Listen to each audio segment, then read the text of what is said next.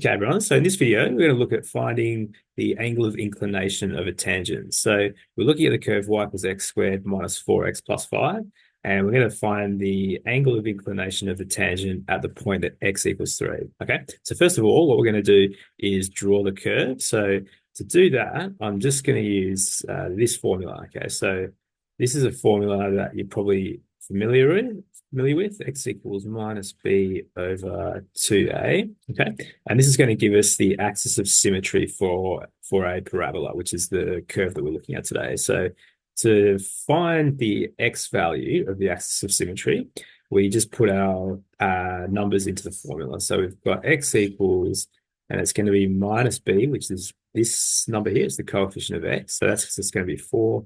And then it's going to be 2a. A is the coefficient of x squared, which in this case is just 2. So the answer is just 2. Okay. So that tells me that the axis of symmetry for this parabola is at the point 2 there, at the point x equals 2.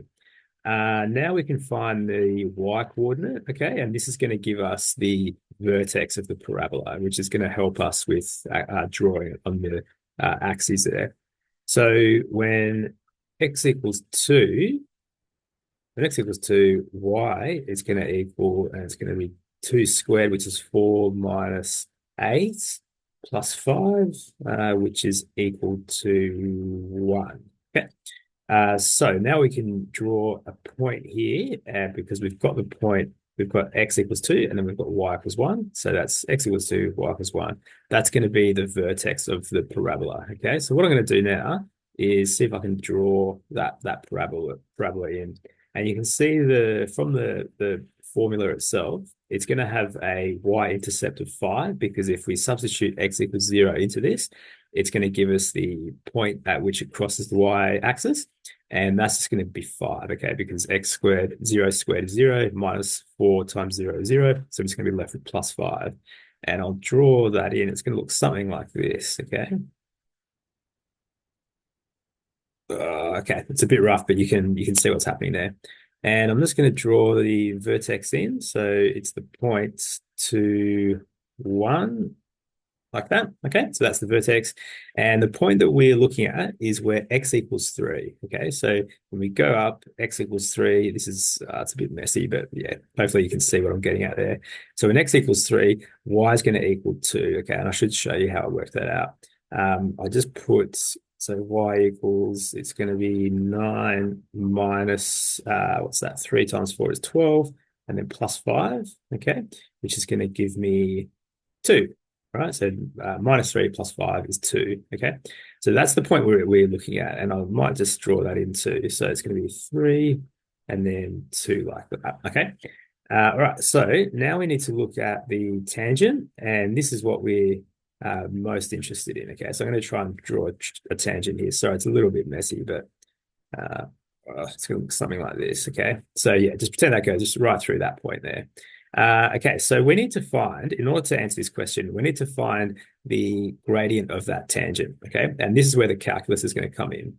So first of all, what we might do, actually, let's do that. Let's just find the gradient. So I'm going to differentiate this curve. Okay, and that's going to give me the gradient of that tangent. So let's go like this. So the derivative is going to be 2x, and it's going to be minus 4, okay? So when x equals, and we're looking at the point 3, okay? So when x equals 3, the derivative is going to equal 2, okay? So 2x minus 4. So that just tells me that the slope or the gradient of this tangent is 2, okay? And another way of visualizing it is something like this, all right? So if I go across 1, if I go across 1 and then up 2, that's the same thing, okay? That's the gradient. That gives me the gradient. So you're probably familiar with this formula. So rise over run, okay? That's another way of working out the gradient. So M stands for gradient there.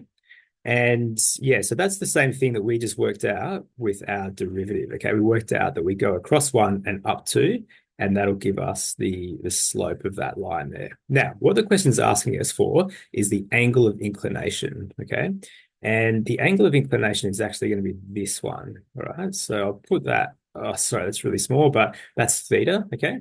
And that's the angle of inclination. It's the angle that the tangent makes with the horizontal, okay? So I can just sort of draw something like this, okay? So that line is parallel to the x-axis, and we're after this angle just in here, okay? So you could work this out with some trigonometry, right? So you might recognize this is actually a right angle triangle, okay?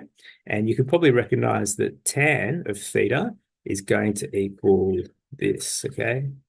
So tan of theta equals, and it's going to be that value, which we know is 2, over that value, which we know is 1. Okay, so it's going to be 2, right?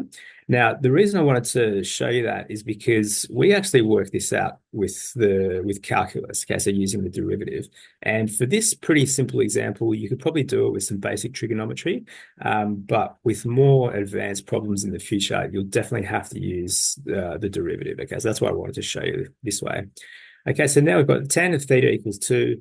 Now we can just find the inverse. Okay, so it's going to be tan negative 1 of 2 is going to equal, and if you put this into a calculator, you'll get something like 63 point, I think it's 43 and a bunch of decimal places. And we'll put that to the nearest minute. Okay, the question asks us for the nearest minute. So that's 63 degrees and then 26 minutes like that. And that's it. Okay. So yeah, that's finding the angle of inclination of a tangent given a curve and given a specific point.